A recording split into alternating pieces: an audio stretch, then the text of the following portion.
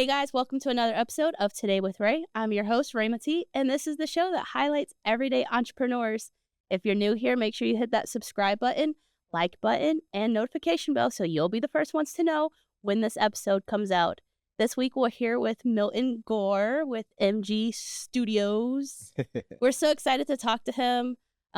We've casually just come across in different circles, and just recently we were at Live Oaks? The Juneteenth celebration. Yeah, and we were finally like, all right, we're gonna make it happen. What's your schedule like right now? Gotta make it happen. Absolutely. So I'm so excited to have you here on the show this week. Let's get started with the interview. We were talking off camera, just having a good time. So hopefully we can translate that all over. I know, right? Yeah, because I was like I said, listen, I'm here to learn. At the end of the day, I want to learn. I want to learn from you. You want to learn from me. Yeah, definitely. Yeah, definitely. Thank you for definitely having me on this as well. And so, me being just a little bit of introduction. Again, my name is Milton Gore. Yes, my business is called MG Visual Studios, and I'm a digital artist, graphic designer. And I also do portrait art as well. And I also do like a lot of things within my graphic design realm is because of why MG Visual Studio started. So specializing in logo branding, helping businesses market their business, and really like just branding, whatever it may be. I just was talking to another client about like a book that they had released. And so he wants me to come back and do a book cover. Okay. So that would be awesome to do, like a bunch of different projects on me. But I said to myself, listen, I gotta hit up because we got to get this done. I got to get on the show. I got to connect with her. I want to continue to work with you in many aspects of things, like you said, we were talking, but for real, like I would love to, because I love, and then when I see people like yourself, it's inspiring, right? It's inspiring to see people like yourself, and not just like in a national area, but like just in locally, like within Wilmington, doing the thing, really getting it out there. So you're doing awesome. You are. I appreciate it. So you kind of told us a little bit about yourself, and you can dive in as much as you want to, but just tell us a little bit more about yourself and why it is that you became an entrepreneur. Oh, absolutely. So a little bit about me personally. I'm a father. I'm a son. I'm a fiance. My son's about to turn 10 in August, by the way. Like, so, we hitting them double digits like right now. So, Waylon, that's his name. He definitely is one of my main reasons why, right? When I was in undergrad at UNC Pembroke, I focused on graphic design and advertisement within my degree of art. And so I said, why not just go ahead and turn it into a business, right? Because I was doing it for fun. Then I was doing it for a little bit of side change, trying to put some gas in my car and everything like that. And so I was like, get some food too. I was like, that makes a lot, right? Yeah. So, but then like, as I was growing, as I was expanding, like I was like, okay, this can end up being something one day. So doing graphic designs for the university at the time and my office for institutional diversity and inclusion. Right now, I actually utilize those skills because I work out at UNC Wilmington. Right. And then as an assistant director for the Upperman Center. And so before, when I was at UNC Pembroke some years back, the Diversity, Equity, and Inclusion Center also utilized my skills. Okay. So that's what really started building my portfolio there. And so just got to turn into a business and everything. My digital art that I've been doing, so graphic design I've been doing for 10 years, probably. I've been drawing since I was a kid, really focusing on portrait art. Okay. And then I decided to mix the two back in like 2020, 2021, and that's when I did my digital art. You saw me, of course, selling that out at the Juneteenth vendor shop. And then we also have a vendor spot here coming up on Sunday at a fashion show. Okay. It's Lily's fashion show, matter of fact, and she allows me to be a vendor there. So I'll be there selling some artwork as well. Okay. Yeah, absolutely. I love when people actually get to utilize their degree, especially in a more creative degree, Right. and utilize it past that. I know, when you do your business degree or something like that, like, of course you have the foothold to go out into the world and utilize, all the years that you put into it. But for like mine's in digital marketing and social media, like Nice. it's kind of like, okay, more of a creative zone. Yeah, absolutely. So to hear that, and then you transpire and you're still using that today, Right. makes my heart just so happy, because like I'm such a creative person, and like to have another creative on the couch, it's just like, yes, we winning out here. Yeah, absolutely.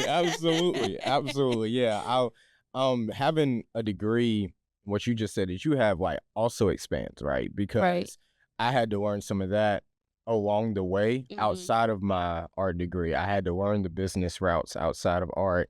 I had some mentors who also taught me that. Shout out to Dr. Tyrone Bledsoe. Shout out to, Brian Heat. Shout out to David Pickett for definitely teaching me that. And to definitely shout out to my mom and dad as disciplinaries. Yeah. Because you have to have that discipline too within business, right? There's a lot of, which you already know, there's a lot of different avenues within business that we were not taught. And then you have to find out the hard way. Yeah. So it's like going through those hoops and everything. And I'm just listening to you, like, I realize in my head, I think about, wow, in like a split second, all of the things that you had to learn as well through your journey, right? Like some of the things you already had where I didn't have, some of the things that I had, you may not have had, right? Within the business aspect of things. So I think that's super dope. And I think that's where we also have to collide and break bread on how can we help each other in that kind of way to where we can continue to grow, expand, and put food on our table, right? So, yeah, absolutely. Yeah, I like what you just said right there, because I'm so big on that, especially small business in general. I always like to share, like, man, there's enough room for everybody. It is. And the more collaboration that happens between small businesses, one of the beautiful things that I do love about Wilmington's entrepreneurial community is that we do see that there's room for everybody. And then there is a lot of collaboration that happens between small businesses. And it's not competition. Right. It's just, hey, I know this person. Or like one of the major things, like picnics, people that do like the elaborate picnic, like you can't service everybody. Yeah. But when that comes, hey, I'm booked for this day, but I know this person. Right. And I love that. Yep. I love that here so much. So of course, offline, we got it. Absolutely. Yeah. Like, and again, that's how you grow. That's how you expand.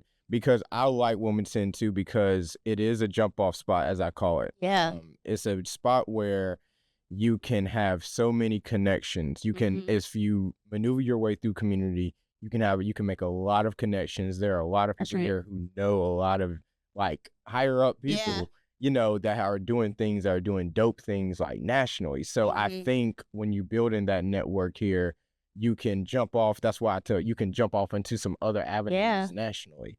So that's why I call it a jump off spot, because it's people doing their thing in Wilmington, like you said. That's right. Especially the creatives. Absolutely. Listen, we're not one of the top 10 places to move to start a business or nothing. I mean, that should say a lot. Yeah. Talk to us. You said you've been drawing, you've been doing graphic design for, what's the process? Like there's so many different, I guess, avenues or systems, softwares.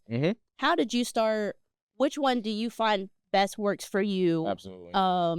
Because like I know I've tried Adobe. I'm so clueless when it comes to like, that's the one. I hired Vance because I got on there to try to edit one time, and I was just like, what am I doing? Like this ain't for me. Like, it's a beast, right? So and and you are saying exactly what one of the ones I kind of started out with, which is Adobe. I did GIMP before Adobe though. And then man. I did GIMP before Adobe. No shame to GIMP at all. Like it put me where I am at, right? Honestly. And then I switched over to Adobe, started working with Adobe Photoshop, Adobe Illustrator. And I started working with Adobe InDesign. I fell off of Adobe InDesign. I need to pick it back up because I'm a little rusty. I've been picking it back up though. And then also doing like when it comes to Adobe Effects, Adobe Premiere, I kind of like work with those as well right now, like incorporating different editing styles.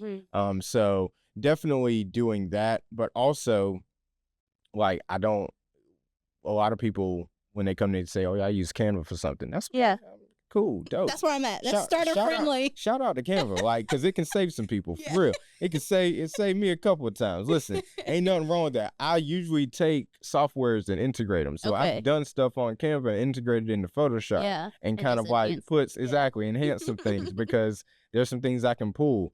And there's also, as you know, within digital marketing right now, there are some dope effects within social media that we utilize. And then we could take some of those videos that we make on social media, download them and put them into Adobe Premiere, which I'm interested in doing, right? So all of those type of different aspects of software that I use within digital artwork, digital, graphic design and everything, I think that I kind of try to tap into all of it. Right? I've even pulled something I've made in PowerPoint before and put it in Adobe and like kind of like enhance that bad boy, right? So it's like I'm like, yo, there's so many things that you can do when it comes to creating an advertisement. I think too is when it comes to those are like my processes for like the graphic design and creating things for people for branding their business. When it comes to the digital artwork for my surrealism portraits, as I call them, that you've seen.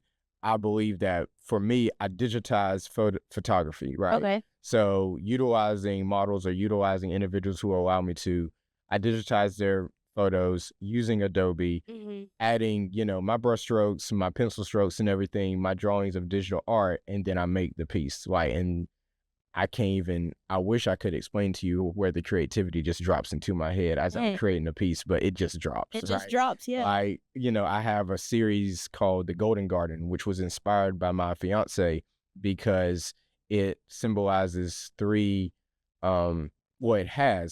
three pieces are of three Black women. One is called Sunflower, one is called Fetonia, and one is called Rose. And so it's where the earth and Mother Nature, I believe, is definitely birthed from Black women, honestly. And so with that being said, like I utilize certain plants to incorporate within their portraits, right? And I drew it, I added my effects and everything like that. Like it takes hours and hours of processing. This. Because one thing, well, I'll address that elephant in the room later. But so that is like kind of like my process for digital art.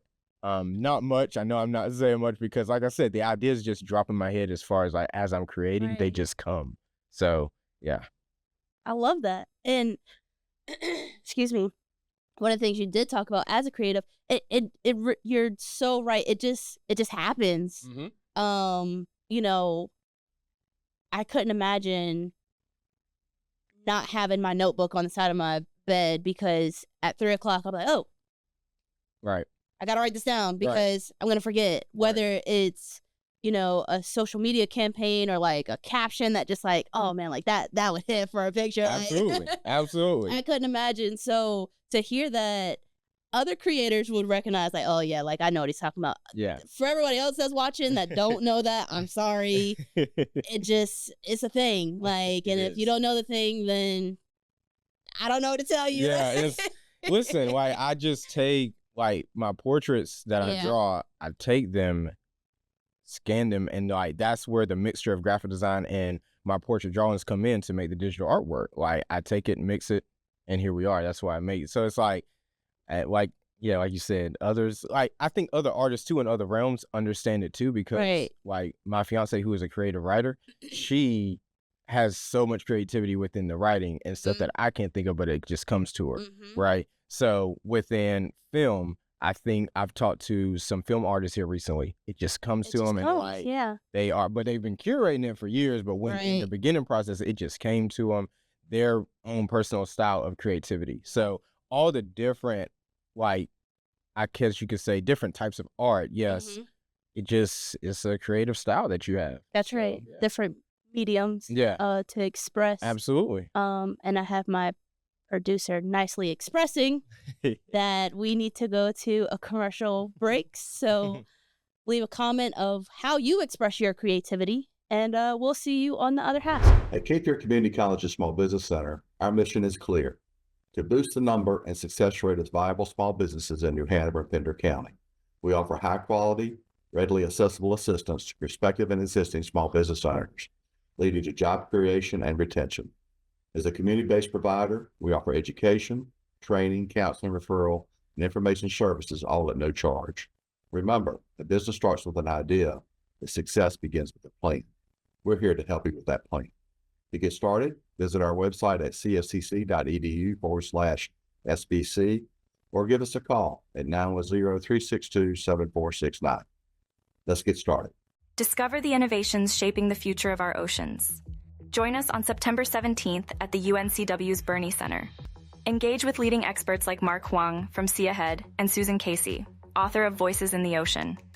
Participate in dynamic panel discussions on building a North Carolina Blue Hub, empowering communities, startup innovations in sustainability, and funding ocean innovations. Early registration ends August 1st, so register now to secure your seat. Be part of the change. See you there. And we're back, guys. This week we're here with Milton Gore. Man, this first half, it went by like this because you were just like, your story is incredible. Thank you. Thank you. One of the things in this journey that I always love to highlight, the show was based on debunking and deglamorizing entrepreneurship. It's no easy fit for people. But one of the things that you did mention, and that I do want to expand on in this other half, is that you still work a 9-to-5. Absolutely. And still make time to be a full-blown entrepreneur. Yeah. It's challenging. It's challenging. Very much, yeah. I always joke, and you've heard me, many a episode, many a season, people always look at entrepreneurship and they're like, oh, it's so easy, like anyone can do it, like you guys, you don't work for the man anymore, you don't work your 9-to-5, you could do anything you want. And it's just like, not everybody quits their 9-to-5. Yeah. Right? Right. And I want you to shed light on that perspective. Absolutely. of balancing. You also said you're a dad. Mm-hmm. Yeah, absolutely. It's a lot. Yeah, absolutely. Yeah. So yeah. Talk to us from your perspective, how you still make time to crank out these beautiful designs. And yeah, sometimes I'm like, I don't know. Sometimes I don't know. It's a lot of time management that goes into it. Yeah. To be a father, a fiance, working a 9-to-5, and still wanting to grow and expand your business, however that may look throughout the journey. And also, like, just life itself, like dealing with other personal life priorities, right? So I think that everybody's journey is very different, one. Two, it's conditional upon your lifestyle. Right. So it is conditional upon how you can really sit down and really map out time to do the things that you need to do to know that your business can expand. Right. And to also, one of my key things is also listening to other people who have been in my shoes, or either I've seen that grow. So I kind of listen to that and know that that is not only the inspiring part that gets me in my drive and, and everything, it's also the learning lesson of how to do it, like how to actually manage that time. Right. Right. I think, too, in regards to those, another part of it is when you go full-time entrepreneur, there was a lot of work. Anyone that's looking at entrepreneurs who are full-time, there was a lot of work behind the scenes before they became that full-time entrepreneur. Absolutely. Right? There was a lot of grind behind the scenes, and there's still a lot of grind, especially if they're working by themselves. Yeah. They got to do their paperwork. They got to do the admin work. They have to do the social media platforms. They have to do everything, right? Whereas for others who may not be doing that, it's a little different, right? Or those who have grown to where they have like a team of individuals who are doing it. And that's what we're all trying to grow to. Don't get me wrong. It's just behind the scenes, when you see that solo person, whether it's an artist, an historian like my sister, someone who is selling spot kits like my fiance, like that is an opportunity that they created. You know, they saw an opportunity that they wanted to be something better than what they were already. But it took a lot of grind behind the scenes, a lot. Me and a lot of, and you pretty sure you talk to entrepreneurs every day, that we express how much is being done behind the scenes that people don't know about. It's a lot of late nights, a lot of work. Yeah. You know, gotta get your sleep. Don't get me wrong. Don't stay up 72 hours straight. Right. Listen, because then you're risking health. Yeah. So yeah, I think it's a lot of time management that goes into it. Someone else just asked me that same question during the North Carolina Black Film Festival. They're like, so how do you make time for it all and decompress? I'm like, I really sometimes don't know the answer. Yeah. No, we just interviewed, who was that? Hawthorne and Oak. Okay. And they kind of said the same thing, where one of their, because they put the perspective out that they still work also. Right. And one of the main challenges that they find is actually finding time for themselves. Right. Because if it's not the 9 to 5 and it's not the business, that's your day right there. Exactly. So how do you find time for yourself? Right. And not feel guilty? Yeah, because like you said, it's a lot of grind, and we already talked about how as creatives our brain is always turning for something. Right. So it's like, how do you take a moment and turn everything off and just have a little bit of time for yourself? Absolutely. That was you gave one of the most honest answers. I don't know. Right. But part of it is like, I don't know. And then I'm at the same time, I will say this is that for entrepreneurs who are out there or business, wherever you are within business, right? Like, there's been so many big wins that you don't realize that you have because you are focused and you are zoned in, which is good, on expanding and growing. However, when you take that time and you reward yourself with whatever it may be, meditation, getting yourself something that you earned, whether it's for the business or not, like, that is the time where, yes, you do deserve it. Yeah. Because look at how far you've made it now within business. Right? Yeah. And so that is a reward all within itself, that you deserve to have some peace, have some serenity, take some time to just breathe, whatever that may look for you, right? For me, it's early in the morning. For others, it may be midday. For others, it may be late at night, right? To have that where you can decompress and it's rewarding for you, right? And you should not feel guilty for it, because you've had major wins all up until this point. Major wins. So if you're putting bread on the table due to your business, right? If you're putting gas in your car due to your business, that is a major win. That's a major win. A major win. Yeah. So those are just two examples, right? That just pop off in my head.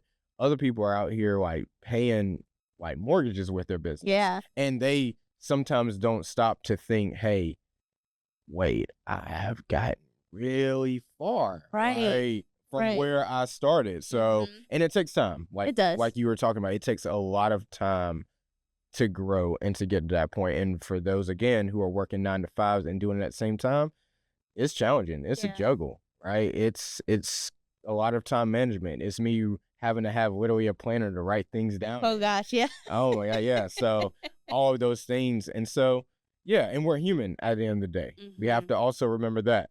We are human. Yes. And we need support. So, yeah.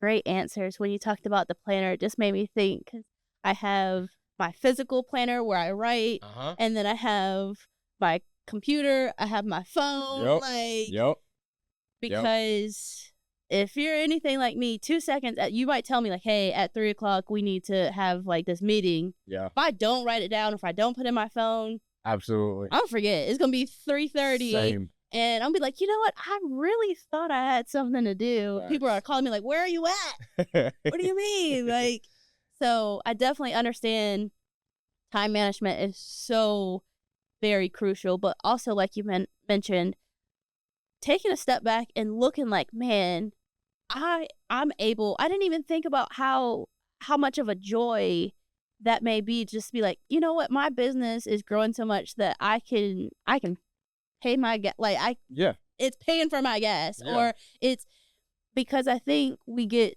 so short-sighted at looking at, okay, what's next, where it's like, no, man, I sold X amount of, pictures, or I have X amount of clients now, and that was such a that's gonna be in our recap for the season finale. But no, that was so refreshing, I guess I should say. Absolutely. Because it's true. So many times we get to what's the next thing, the next thing. Because we're focused on our plans, and it's okay to focus on the plan for growing the business. Yeah. Whether that's a 3-year plan, 5-year plan, whatever you map out, strategically. However, you also have to look at the wins. Yeah. You have to look at a lot of the wins, because a lot of people that you may be inspired by, that you're looking at and you want to grow to that point, a lot of people are also looking at you, and they just want to get to where you are right now. So, we talked about our children. I said before we started this segment, our children are looking at us right now because they are moving in an entrepreneurial type of mindset, right? They're saying they want this, they want a business, they want to grow in this way. And I think that's so unique, because we're training our children the way they should go. Yeah. Without even realizing it. Like, so children are actually, and I know you didn't ask me this, but no, you're fine. Please do pay attention. If you are a parent and you're an entrepreneur, or whether you're a parent and you're not an entrepreneur, that's okay. You are training your child when you don't even realize it, and they're looking at you, and they're watching, and they're internalizing what you are doing. That's right. They're going to also, to a certain point, start experimenting with what you are doing and seeing what you're doing. So that's so true. We were talking off camera, because with the kid aspect, for real, because I have one of them whose business mindset, he's already told me that he's gonna take over my talk show, and then I have the other one who's said that when he grows up, he wants to be a stay-at-home dad, because that's what I am for them. So they see the both sides of training them, and I'm just like, I don't know if I want to train you in that part. Like, but hey, I mean, again, I'm fortunate enough where I have room to be there with them. So I mean, I like that standpoint. I'm more of the middle one who wants to take over the show. I get it. But I get it. I do want to ask a question again, and it's so prevalent now in our fields. AI. That was the elephant in the room I was going to hit. Oh, okay. Well, there you go. I didn't even know, but like I felt it here. That what are your thoughts on AI? Yeah. So before I get into like the art industry of AI, I'll talk about outside of art industry with AI. I think AI is doing some things where it can help us. Chat GPT. So it's like, I always say that Chat GPT is something that is the enhanced version of what we use for Grammarly, and then go on Google and trying to figure out correct terminology for things. So I think AI is working its way and doing some things that are kind of cool. Then I have us artists have a whole war right now with AI, right? Because as the digital artist, I was talking to some other artists as well. I was like, hey, let's go ahead and put it on the map. Am I doing AI art or what? Like, what? You tell me. You tell me, what am I doing? It was like, well, explain your process. And so, like, you heard my whole entire process before. They're like, nah, that ain't AI. AI is when you type it in and they give it to you, or you create it within like less than 30 minutes or whatever may have you, using whatever type of avenue that you use. Milton, you spent like 2 days on an art piece just now. You drew that out, you digitized it, you then added everything that you've learned within your career of graphic design. Like, nah, that ain't AI. That's digital artwork, which is what a lot of people are also doing, which is perfectly fine. So, I got a war with AI, right? Because I'm like, when it comes to art and graphic design, like, nah, I think that, yes, go to the artist, the graphic design artist, to make your logo design. Go to the digital artist to make your print. Go to the person who specializes in book cover designs to make your book cover, instead of AI giving it to you, because it is then authentic creativity that comes That's from right. someone that has invested within you and is thinking about the culture, the vision, and the inspiration that you have behind your business, or Right. behind your nonprofit, or behind your soul identity, whatever it is that you're trying to do, right? So that then they can help you produce and expand within your brand. I think that is what we should do, Yeah. and not go to AI for the art part of it. No, I agree with that. Not saying I ain't seen some dope stuff. Can't even lie. Yeah. I ain't gonna lie. However, I'm a sway away from AI. Yeah. I'm more of the person that I like to see you do it. I like to see you draw digitally on with a pen. I like to see you digitize a photo and add your creativity to it. I like to see you draw with a pencil or ink or paint. You know, that's way better than I believe what AI can do. So AI, me and AI gonna square up. yeah. But not only that, I agree with everything you said. Especially when it comes down to it just having character. It makes me think of like how houses look right now. Right. Like they're just standard, bland, cookie cutter type of deal. Glad you mentioned that. Yeah. And right, when there's so much character that's missing from it. Yeah. Because a robot's not gonna have that intellectual. I mean, they do call it emotional intelligence to know the oomph behind it. Yeah. So to add your creativity and your identity behind it. Right. Sure, you can go to AI to curate an email for you. I ain't got no problem with that. Right. Cool. That's other than that, I'm like, let's not get too much into AI, because I believe that we can delve into it a little too much. And it can, I'm gonna say it like this, it can really we can really be very dependent on it. Yeah. Right. No, and I don't want us to get to that point with AI. I think that artificial intelligence I think we should take it to a certain extent and cut it off, and let us as human beings, as creators, really expand and grow within our worlds. Right. So yeah. So if you want something that's not only cool, but has some character and soul, Milton's information will be in the description. I have one last question for you. Absolutely, yeah. And that is, if you had any advice to someone that's looking to be an entrepreneur, what would that be? Don't look at opportunities, be the opportunity. Ooh.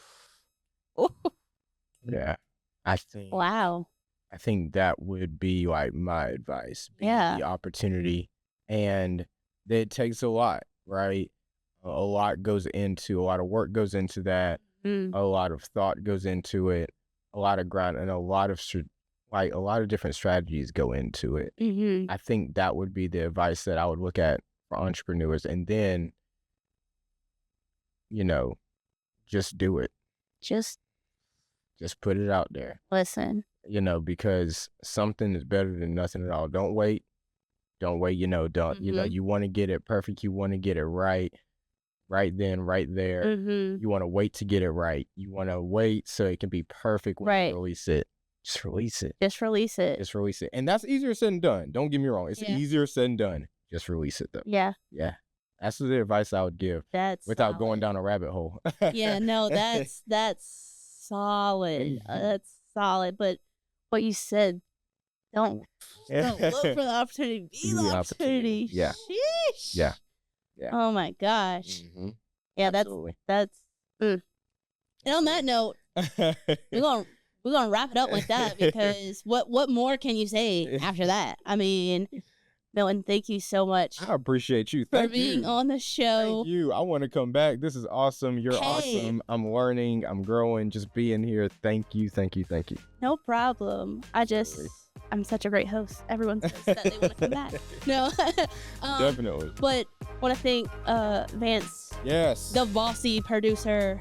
Shout out to Vance. Yes, absolutely. Listen. Absolutely. He's the best, but you can't have him. So. You can't. Want to thank. Well, He's holding up signs. I'm not bossy.